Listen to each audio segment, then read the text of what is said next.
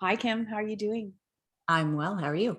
I'm very good. We're about as far apart as you. No, we're not as far apart as you could be, but you're on the west coast Almost. of Canada, right? Yeah. Yeah. That's a couple of planes. That's a couple Yeah. of days away.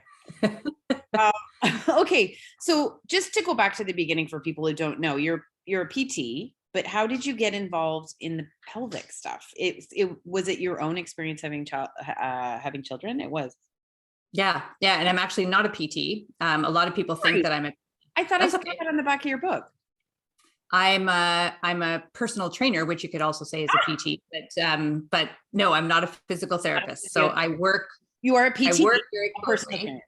Yeah. Yes. I work very closely with physical therapists, but not a physical therapist myself. I use a lot of the language just because one of my former business partners was, and I've worked with them for so many years, and but also how I got into it. Yes, I saw a childbirth video when I was in grade 6, and I thought, oh my God, I'm never doing that. And so I sort of had this image in my mind that childbirth really does a number on your body, and it does, but there's lots we can do to mitigate it if we have the right information ahead of time. And so once I grew up, met my husband, decided I wanted to start a family. I really wanted, when I was pregnant, to do everything I possibly could to avoid tearing, to avoid incontinence, and all these things that my mom had struggled with. And so I knew a little bit. I knew more than most, but I still, compared to what I know now, I knew very little. Mhm. And at the end, after I gave birth, I had a great experience. I had used a biofeedback device called the Epino, which is manufactured in Germany. And I said, why doesn't the whole world know about this? And contacted the company and said, hey, can I be a distributor? And that's kind of how it all started. And then I learned from referrals about pelvic floor physiotherapists. And then I started connecting with them. And then it has evolved over the years. But my foundation is fitness. And I looked at initially working with pregnant women. How can we train people in pregnancy with a huge emphasis on the pelvic floor and the abdominal wall to help make pregnancies more comfortable, optimize their birth, and then optimize the recovery that is so overlooked in Western cultures. Mhm. And then formed a second business called Bellies Inc. We manufactured our own postpartum recovery wrap, harnessing cultures that around the world that believe in mother roasting and mother warming. And then we created some certification courses. And then all of us, as we were starting to go through different life stages, and we had more people coming to us who some had never given birth, some were in perimenopause, some were postmenopause. And we said, you know what, this conversation is not just pregnancy. It spans our whole life. And so that's really the foundations we laid with pregnant women really apply to pretty much anybody. Obviously, different influences and different other changes that happen when we're going through midlife, but the foundational principles come down to optimizing the pelvic floor. And if you could tell, like every teenage, like, do you think women should learn about this when they're teenagers? 1,000%. Why don't we learn about this in, those sex ed classes? Yes. So Or whatever. I saw the childbirth video. I learned about menstrual health. Why couldn't I have learned about the powerful female anatomy and what influences we have because we menstruate, because we have children? 80% of us do anyway, because 100% of us go through menopause, and all of those can influence that group of muscles. And it's really important through our whole life to keep it in check. So if that seed had been planted earlier, or if it could be in the future, I think it would drastically change women's health. I really do. I always remember my friends giving birth, because I haven't had children, and hearing all these horror stories. And then one friend who was a Pilates devotee, this was 25 years ago, she said her baby, all the nurses were like, do you do Pilates? Because she just had, and it may have been that way anyway, right? Her birth might have been like that anyway. But this is the kind of thing where you work on that part of your body, and then your pregnancy is easier or better. Now we have to be careful when we talk about this, right? Because you don't want to make anyone feel like they didn't do the right thing. Yeah, no, there are so many different dynamics that go into pregnancy in and of itself, but birth as well. Like, there's nothing we can do that will 100% guarantee that you're going to have the best, most optimal birth. No, but there definitely is information I feel is not shared with people that would benefit them, both from a preparation and a recovery perspective. So how many of the problems, or what percentage or what portion of the problems women experience in perimenopause and menopause relate to pregnancy, would you say? A lot. Okay. So the majority of people I work with have been pregnant and given birth at some point in their life. Not everybody. Mhm. So I can think of one woman in particular recently. She was 65, never been pregnant in her life. Stress urinary incontinence, chronic back pain, urgency, frequency, like going to the bathroom all the time. It totally ruled her life. She, you don't have to have been. However, it is the majority of people have been, for sure. So when women come to you in perimenopause, what are you seeing? What do you see them experiencing? Menstrual irregularities, super heavy periods, in stress urinary incontinence usually. Some people with urgency and frequency as well, meaning like they feel like they go to the bathroom all the time or that they can't make it in time. A lot of people experience discomfort with sex, low libido, prolapse, and sometimes the prolapse and the incontinence also lead into the lack of desire because they don't want to leak or they don't want their husband or partner to see or feel. And a lot of people experience back pain as well. And then the kind of other side of that is a lot of people stop exercising. So they have now become deconditioned or feel weak or feel like their core isn't strong. And part of the reason they have avoided exercise is because they are afraid of making things worse, or they're afraid of leaking, or feeling that heaviness in their pelvis when they do certain things. So they end up just stopping altogether. And then they have obviously increased risks of other things because they're not moving. This is the part that I've never understood, because there is this crossover to the sexual problems of perimenopause and menopause, right? That are sort of hormone related. So yeah, that's the part that I can never sort of get. Like, it's like, if you strengthen if you work on your pelvic floor, are you sort of rejuvenating the area in the same way, in the same movement? Yeah. So there's kind of two, there's the hormone piece, which influences the tissue. So when we have fluctuating hormones, or where we have declining estrogen tissues in the walls of the vagina and all throughout the pelvis, that it loves estrogen. And when we no longer have it, the best analogy I've heard from a physiotherapist is the walls of the vagina are normally like a pleated skirt. We have rugae and there's folds and there's moisture and it can expand and contract as we need it to. And then as we approach menopause and we're no longer having that circulating estrogen, the walls narrow and it becomes more like a pencil skirt. And that is such a good image. The tissues are thinner, the walls are narrower. That in and of itself can contribute to painful, especially penetrative sex, but even just overall discomfort. Some people have discomfort wearing certain types of clothing or moving in certain ways, but sex definitely is a big component to that. So there's the hormone piece that's influencing kind of the suppleness, juiciness of the tissues. Then we have the muscular piece. And if somebody has been experiencing leaking or maybe some prolapse, prolapse, often people feel vulnerable. They feel like something's going to fall out. And so what happens is the muscles become guarded and you're always kind of on like high alert, and the muscles are non-relaxing. So that also can contribute to pain with sex, or lack of ability to have penetrative sex, lack of, you kind of want to lose completely, but you may have difficulty achieving orgasm, because we need the muscles to relax for blood flow and circulation and to experience pleasure. So it's often a combination of overactivity plus the hormone piece, and both can absolutely be addressed. It's not something you need to live with. Yeah. And it's something that if you go to your doctor, you're probably not getting all those pieces taken care of. We always hear about, Yeah.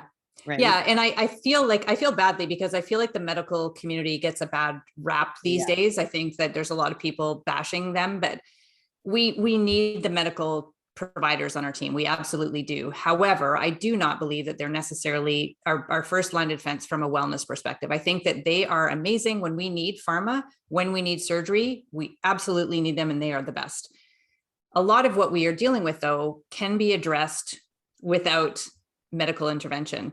So pelvic floor physical therapy is always my number one recommendation. Naturopathic doctors, functional medicine doctors, they can also prescribe estrogen. And oftentimes it's that, so if people have heard of the synthetic versus bioidentical, that's, synthetic is typically the medical providers, bioidentical is typically naturopath and functional medicine. That's personal preference as to which you prefer. So you could go to your medical provider, they could prescribe vaginal estrogen, which could be helpful. There are, though, other things like pelvic floor physical therapy, like vaginal moisturizers, certain types of lubricants that they may not necessarily be as well versed in. So I think that we can see your medical provider, but I always think it's important to, if we have access, see a pelvic floor physical therapist. They can't prescribe estrogen, but they can ensure the muscles are working optimally, and then work with another maybe complementary or alternative healthcare provider who can give you a different perspective. And then you can make your informed choice from there, which one is best for you. What about the women that don't have, I mean, this all takes funds. This is fun. Like this is very expensive. What about women who just don't have it? What would be your advice to them other than to grab a copy of your book? For sure. Yeah. It's a great resource. Yeah.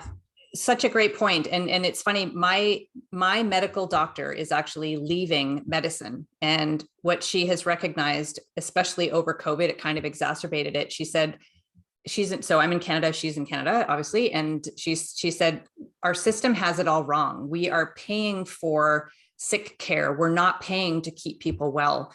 We should be paying, the government should be paying for naturopaths and functional medicine and all that sort of stuff, rather than the doctors that really, their training is allopathic and is in medicine and reactive. Mm-hmm. And so I think that was really fascinating. But anyway, for people that don't have funds, there is a lot we can do on our own. So I have a whole channel of free content on my YouTube that's all about pelvic floor exercise. And with different visualizations, different imagery, different tools to help people understand if they can't access a pelvic floor physical therapist.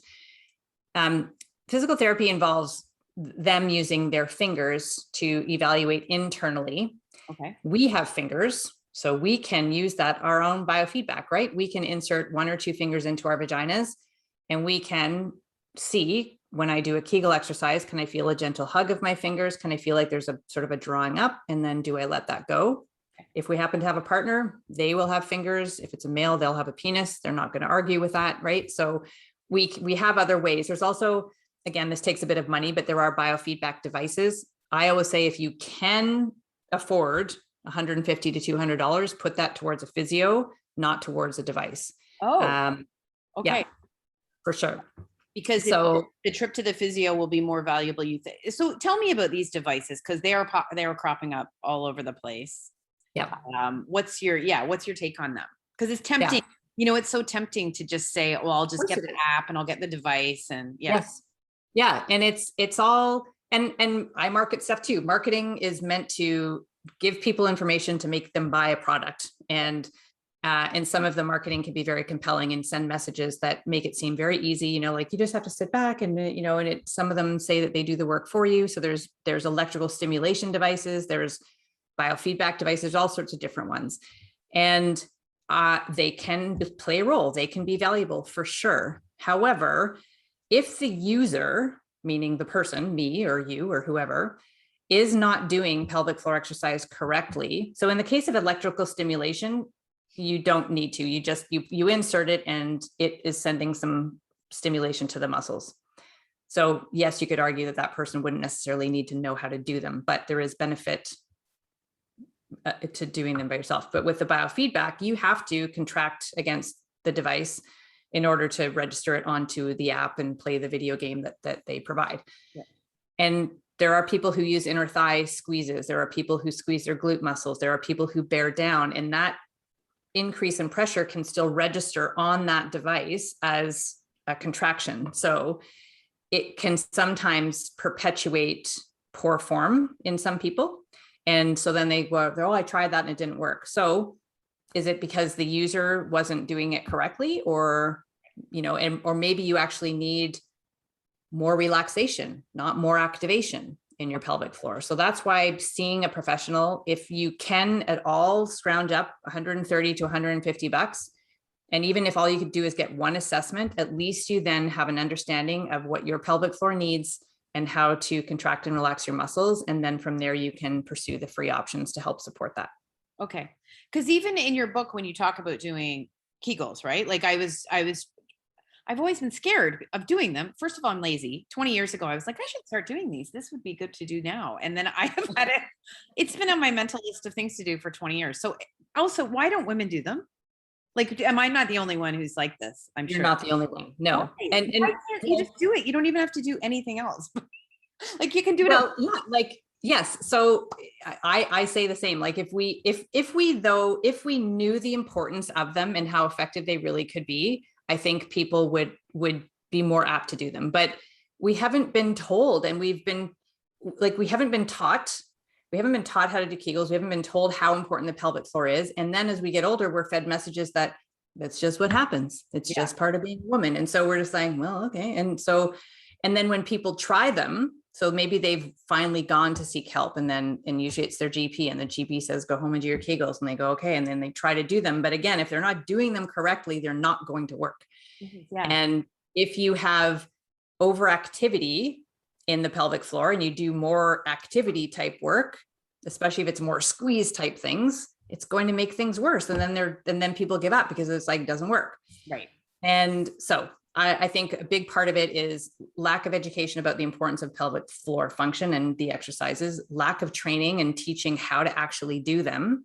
Mm-hmm. And the other thing is it's not the most riveting exercise in the world. And so, so people, if you read, people say, go home and do 300 Kegels or do 3 sets of 10-second holds. And they're like, when am I going to sit and do them? And sometimes if I do sit and do them, I'm in a position like a tucked under pelvis where it's not necessarily the most optimal position to do them in. So it's just sort of like, they don't work, give up. Yeah. But there's so much more. I mean, if you combine them with movement that you already do in a workout, if you put Kegels and pelvic floor exercise into your already existing workout, your workout will be way more productive. You're killing 2 birds with 1 stone. And people often have more endurance, more stamina. They can lift heavier because they're optimizing that core where we generate our power from. This is so interesting that you mentioned this, because I have just realized that I've been working out with like just a loose, lower, whatever. Everything's just like flat. I did the glutes, the whole thing that everyone does. My glutes are weak. I'm not doing any of that stuff. It's so hard for my brain to do it now. Even yoga, like I did yoga for years. I wasn't doing any of the stuff that they were, I guess, telling me to do. I wasn't listening. I'm like, oh yeah, whatever. We're good at that. And that's okay. Sometimes we just want to go to yoga and just tune out and just be like, explore some sort of movement. But this will make you fitter. That's the thing. Like this, yes. Go down and can you just speak a little bit about that? Because I think that's amazing. Yeah. So the pelvic floor, let's look at it. Here's the pelvis. Here is the pelvic floor. So if this is a person lying on their back, here's the pubic bone at the front, 2 sit bones, and we have a tailbone. And these 4 points make the attachment of this group of muscles. There's 3 layers. Okay. There's the anus, there's the vulva, there's the vagina, there's the urethra from an anatomy perspective. And so that group of muscles closes off the base of our pelvis. And there's 3 layers of muscles. They close openings, so they maintain our continence. They help with organ support. They help with our sexual response. They help with pelvic and spinal control and stability. It's the foundation of our core. Here's the organs: bladder, uterus, rectum. So playing a role in helping keep those up as well. The top of our inner core is the diaphragm. The bottom is the pelvic floor. We have deep abdominals around the front. We've got some muscles along our spine, and that makes that inner core system. People think of core as the rectus, the 6-pack muscles, and the low back. And we need to go deeper. And the deep system, the deep core, is pelvic floor initiated. So the pelvic floor and the diaphragm are doing this all day long with every breath. If we don't have trauma, if we don't have, imbalance in the muscles, and there's lots of things that can contribute and maybe alter that relationship. Sometimes it's postural. And so when we can get the system realigned, so to speak, and make sure the diaphragm is over the pelvic floor. And this is happening with our breath. And we're working on releasing tension in and around the pelvis, and then working on how to activate that muscle group again. Then that's where we derive our power from.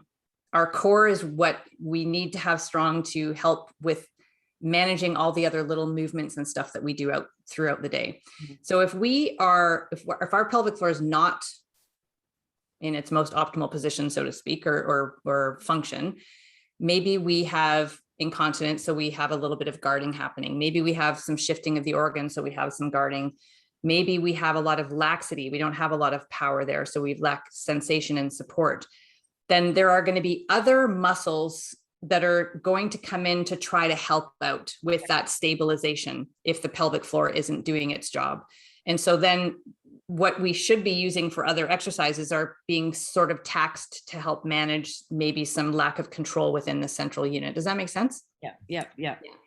Yeah. So when we can get the pelvic floor optimized, then the others can go, oh, thank you very much. And then now we have things free to do the jobs that they're supposed to be doing. What about on like sort of a spiritual, like not even spiritual, like the essence of us level? This is our center of our, this is like our essence in a lot of ways. What about that?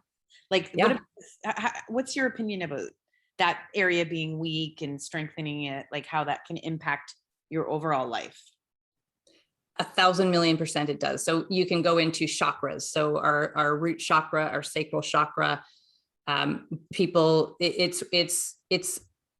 use the term core confidence, because when the pelvic floor is working optimally, it really is something that we would never actually even have to think about, because it's doing its jobs and it's fine and we carry on.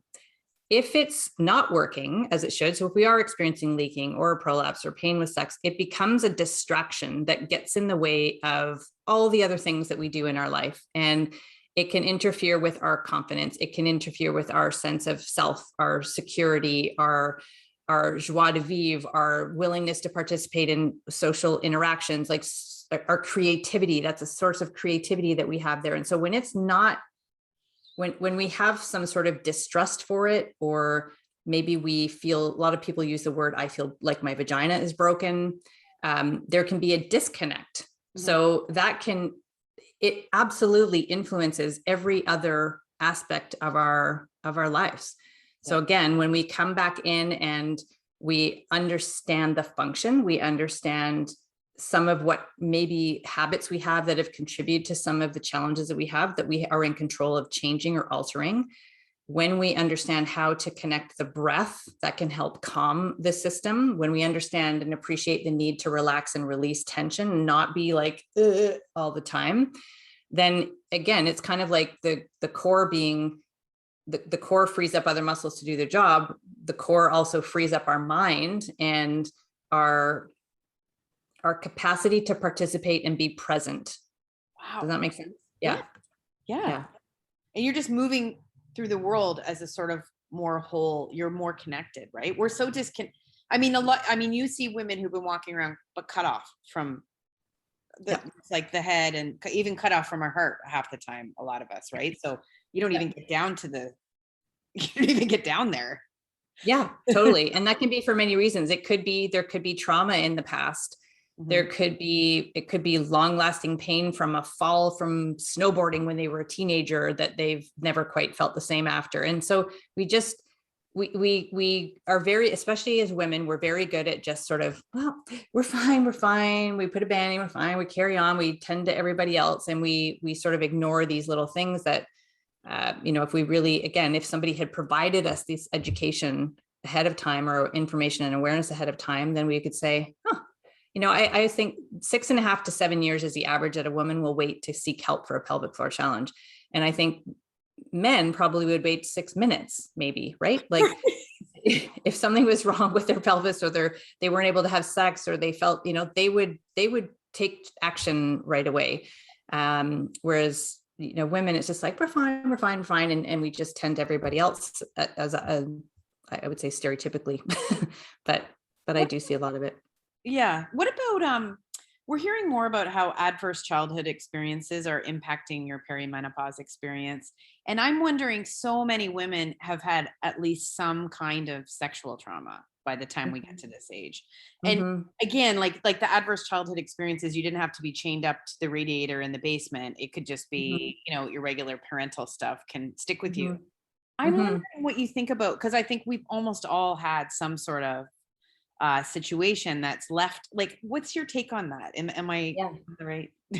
Yeah, I totally agree with you. And that's, so I'm outsourcing for therapy for people, but I do believe that that is such an essential component, because we hold so much tension and trauma in our pelvis. And again, that can be those overactive, non-relaxing muscles that could contribute to pain, could contribute to all sorts of things, constipation, like all sorts of things. And so addressing the emotional component and mental health is such a, I made a post a couple of weeks ago, and it said prolapse is a mental mind, FUCK. And it really is, like, the mental health component of pelvic health or pelvic floor dysfunction is so in it. Pelvic health is underappreciated in and of itself. And the mental health piece is so often not addressed. And so working with somebody who can help you process emotions or trauma or resentment or fear, like so many different things that could, like, absolutely, I know, have a direct influence on the pelvic floor. So that, coupled with the manual therapy from a pelvic health physical therapist, it truly changes lives. It truly changes lives. That's so interesting. Okay, I'm dying to ask you, because one of the most divisive things, I swear, since I joined this menopause conversation is jade eggs. What's your take? What's the deal? So it kind of goes back to the user. Take Gwyneth Paltrow out of it. Take Gwyneth Paltrow out of it. Just like pretend she doesn't exist. Yeah. So I appreciate the spiritual practices. I appreciate the belief of energy healing, and I'm full support of that. However, we look at it again as people seek out something that is going to help fix them. Yep. And if you don't have an understanding of what is contributing to some of these symptoms you believe need to be fixed, then devices may not solve the problem. For some people, they might. So jade eggs and yoni eggs and Benoit balls initially were meant for pleasure, and they were meant to arouse. And they can, for some people, they can. Some people are using them for a weight to help strengthen the pelvic floor, which can then enhance arousal.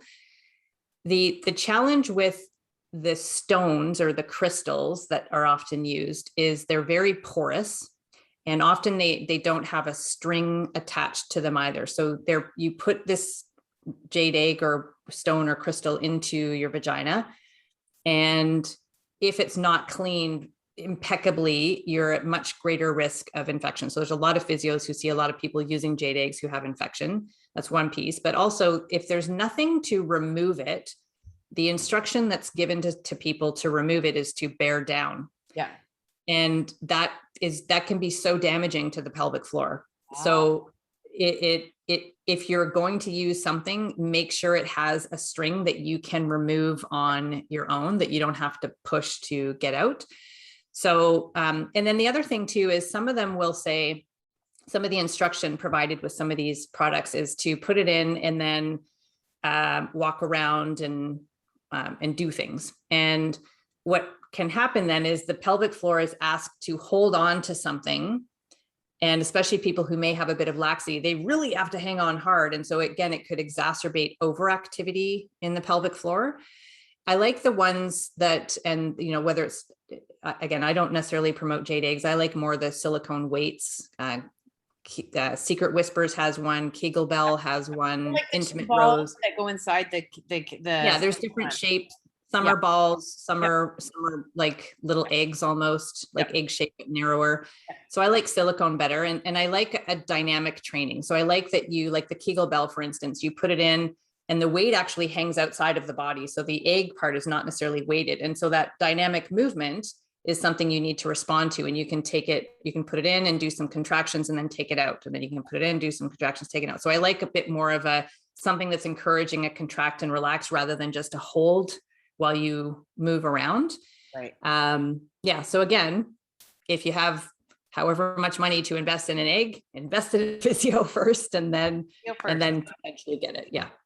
Physio first. Okay. I am curious what you think about lasers too, because I don't know anything about this. I'm really curious. And there's someone in Dubai that does it, but it's mostly in the West that I've seen. What do you think?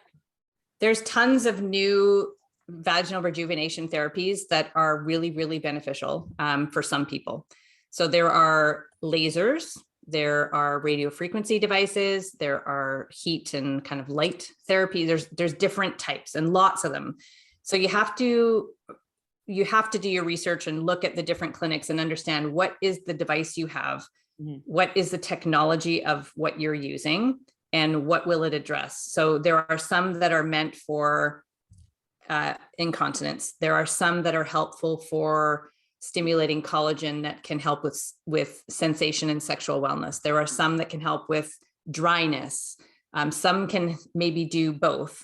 And so the most popular ones that I would say that I would support the use of would be the Vivive. Vivive is a radio frequency and uses a heat that penetrates the tissue to stimulate collagen. So I like that one. Mona Lisa Touch is another one that is very indicated for especially dryness, and the term, like again, the pencil skirt, the term that used to be used was atrophy. It's now genitourinary syndrome of menopause, which is a mouthful, GSM, but it can be indicated for that. So that's another one I like. There's another one called Thermiva, and then there's one called Diva. And the Diva one is of interest to me. I don't have any clients who have used it as of yet, but I do know a local practitioner doctor here in where I live who has been using it and having great results with her patients. And it's a combination CO2, like a fractional laser, as well as the non-ablative. So it has two components to it, and it's a very quick procedure. It's 5 minutes, I believe it is, and you go a couple of times. Okay. So all of that to be said, they are expensive. You're not going to have any of those covered. However, they can really be beneficial and helpful for some people. But my disclaimer there is, it's not a lifelong fix. It's, some of them say a year, maybe 2-ish. So it's something that you would probably need to do on a repetitive basis. Okay. And even if you choose those to help with whatever the challenge is that you have, you still need to work the muscles. We still need to do pelvic floor exercise. So those I view as handling more of the tissue regeneration, and we can support that with the muscular regeneration with exercise. Okay. And it's that daily work that we don't want to ever do, right? We don't, and we've got used to exercising maybe. But when it's 5 to 10 minutes. Yeah. If you did a dedicated practice, and if you don't incorporate it into your already existing workout, like squats and lunges and bridges and bicep curls, you can do your pelvic floor exercise when you do bicep curls or push-ups or planks or whatever. Yep. I think it's like this new face yoga craze where you can do the face yoga and you can go get your old therapy. But like, if you don't do both of them, I don't know. Totally. There's a lot to work on, at this time of life. I'm curious, because you've been in this conversation like longer than I have. What do you think about what's going on now with menopause? Like where do you feel like we're at? I'm excited by what's happening, to be honest. I think that there's, it's a conversation that like the door has been opened, and now there's the femtech is getting in there. So of course there's the business side, right? Where people are like, ooh, we've got a lot of people that we could market to, but there's a lot of people that would probably benefit from some of that marketing, because there is a lot of options and products and solutions that people just have no idea about. And there are so many people that are suffering needlessly. So I'm excited by the people who are passionate about delivering information, about the opportunities to collaborate, I think it's great. So I think it's a good thing. I know that there's lots of people jumping on the bandwagon, and I hope that what happens is, it's what's been happening in pelvic health now is, I've been doing this now, I've been working in this world for 17-ish years. And in that time, all of us now, many of us have had our own children, and we are educating the younger population, our own kids. We're trying to get it into schools. And so the conversation is being planted. A good friend of mine, Shirley Weir from Menopause Chicks, she is educating her daughter. Her daughter's working for her. And her daughter had said, I'm not afraid of menopause. I'm very well educated about it, and I'm talking about it with my friends. And that to me was like, I get chills thinking about it, right? Because that's how the world is going to change, is where we share it with the younger generation. We have open, it's not taboo to talk about it anymore. It's our body and our miraculous, amazing bodies. We need a bit of care. We need a bit of education. So I'm excited about it, where it's going personally. It feels, when I think it was about a year ago when I said that I wanted to be able to say menopause, and now I feel like I can, but I don't know whether I'm making other people feel uncomfortable, but I don't care anymore. Do you know what I mean?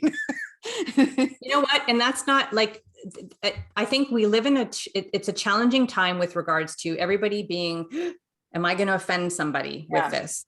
And rightly so. That has stemmed from a lot of not sharing information. However, I think by holding stuff back, we do not support resiliency. By presenting information in a respectful, educational way, then and if we can tell, like teaching our younger generation as well, that rather than being looking for opportunities to be offended, look for opportunities to learn. And if it's something that doesn't resonate with you, that's fine.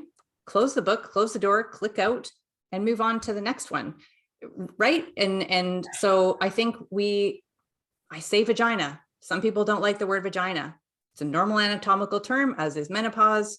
We have to embrace these. And yeah, that's my stance on that. Yeah, you're very comfortable, I'm sure, saying vagina now. It doesn't make any. Well, okay. So someone who's got this problem, who's never mentioned it to a soul, doesn't know how to talk about it. What should that person do? So a problem, like something that they've got pelvic health. They've got a pelvic health problem. It's, just in the back of their mind, shoving it down. Yep. To think how should they proceed? Just to even just book an appointment, they wouldn't even know, or even to mention it to your doctor. Like, what's your advice to sort of like tiptoe that stuff to here? Yep. If you only have access to a doctor where you live, then see your doctor and say, say, this is what I'm experiencing. I have been doing a lot of research with regards to perimenopause, menopause. So you could ask for hormone testing. You could ask for an evaluation, like, please teach me how to do a Kegel exercise. I don't want a pamphlet. Ask them to teach you. And so that would be that. You could also ask them about local vaginal estrogen. And there's a really good book that I love. I'm sure it's on your radar. It's called The Estrogen Fix. Mm-hmm. And I really like that book from an evidence-based, written by a medical provider. So get that book and bring it with you and say, these are some of the symptoms I'm experiencing. I'm looking at the evidence that supports the use of vaginal estrogen for these conditions. And here's the book, or recommend that you read this. So doctors like research, and they will be more likely to listen if you have done a bit of research and can bring them some evidence. So that's what I would recommend there. If they refuse, ask them to document that they're refusing to prescribe that for you, and then they'll be more likely to actually listen to you. Okay. So that's if you see your medical provider. But do a Google search. Pelvic floor physical therapy or pelvic floor physiotherapy in your city or wherever you live in the world, and see what comes up. You can also go to pelvicguru.com, which is becoming a more global directory for pelvic health professionals, and see if you can find somebody in your neck of the woods. And if you can, go there first. And some people will need a medical referral. Most places there are private practice all over the place, but if you need to have the medical provider, then you will need to seek your doctor's referral first. And you can also bring them evidence that there's an 80% cure rate for incontinence with pelvic floor physical therapy. Please refer me. I am experiencing these other symptoms. I know pelvic floor physical therapy will help. So ask for that referral. But I do believe for first line of defense, really pelvic floor physical therapy is our best. But there's also, so go to my YouTube channel, reach out to me. I've got lots of free resources. Read my book. There's Fem Fusion Fitness is a colleague of mine. She's got fantastic stuff on YouTube that's free. So that's, if you are afraid to bring up that conversation right now, do a little bit more research, start to evaluate, investigate some of the options exercise wise that might be available to see if that helps you, but don't wait. If it's not helping, pads are not something you need to accept as your destiny. Unsatisfying sex is not normal. Feeling like something is going to fall out of your vagina is not normal. And there are so many things you can do. Okay. So take action. Yep. And publishing a book isn't enough. You've got other stuff on the go. Is there anything you can talk about or tell us about?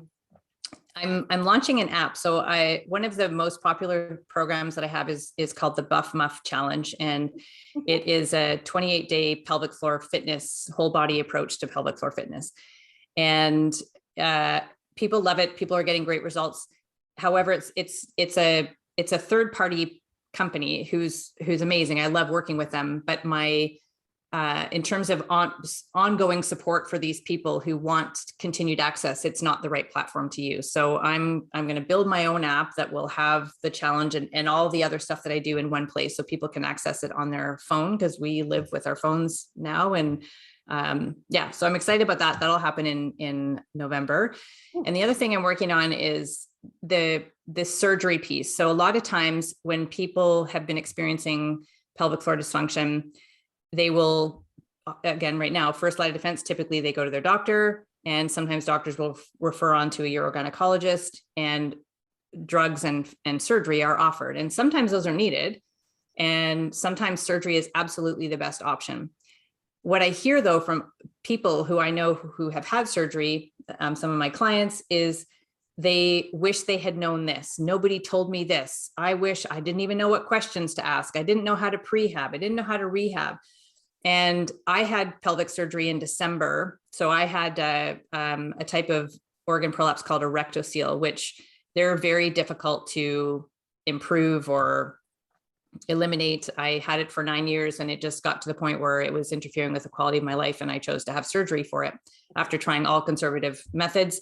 I was very intentional with my preparation. I was very intentional with my recovery, and people were coming to me going, "Oh my God, I had no idea. Nobody told me to do this. Nobody told me to do that." And so there's nothing out there in the abyss of the internet about all of this information. So I said, all right, here's a new program I'm going to create to help support people who are considering or who have elected to have surgery, so that they can feel more informed in the process, and also have more tools that will help them be more likely to have a positive outcome, and then preserve that, because there's a very high recurrence rate with pelvic surgeries. And I think a lot of that is because they don't talk about pelvic floor physio. They don't talk about you have to get your constipation under control. They don't talk about return to exercise.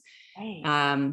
So I think it's a missing link, and I want to fill that. Surgery. Sorry to interrupt. They would do that if you had knee surgery. They would do that. Yes. Replacement. Yes. Like, it blows my mind. It blows my mind. Yeah. You have an ACL repair, and there's a couple days in hospital. There's a physio. You have a physio plan. You have follow-up. You've got to return to the activity over months and months and months. And, we look at it from a postpartum. You give birth and you're sent home within hours with no plan. You have pelvic surgery, and you have at 6 weeks, they're like, yeah, you're good to go, and you don't need to do pelvic floor exercise. And I think that's not true. Yeah. Oh, the gaps are so profound when you start like digging down into it. Okay. Yeah. Where is the best place for people to find you? Vaginacoach.com is my website. Basically put Vagina Coach into Google and you'll find me somewhere. Instagram, YouTube, wherever. I'm so happy to finally talk to you. Thank you so much. I know. Likewise. Yeah. I'm impressed. Likewise. I'm a huge fan of your newsletter and all that you're doing. And yeah, I really appreciate the opportunity to share as well. Thank you. Yeah. Okay, thanks. Oh, that was so fun to talk to you. Yeah, I've been a fan ever since I started, and I'm going to finish your book. I read about half of it. It's really awesome. Yeah. Amazing. Thank you. What are you doing the rest of the day? You got plans? I have another meeting at 10, and then I have to do a presentation to a local pregnancy group. It's actually the postpartum group here today at noon. And then I'm going to do some yoga, and then my son's got soccer. It's like, I've never talked to someone with a vagina like over their shoulder, like a satin, like a fabric. Yeah. It's yeah. This is velvet. Beautiful. This is satin. Yeah. Look at that. Vulva puppet. Yeah. Amazing. Okay. Thanks so much. Let's keep in touch. Okay. I love it. Thank you so much. Bye. All right.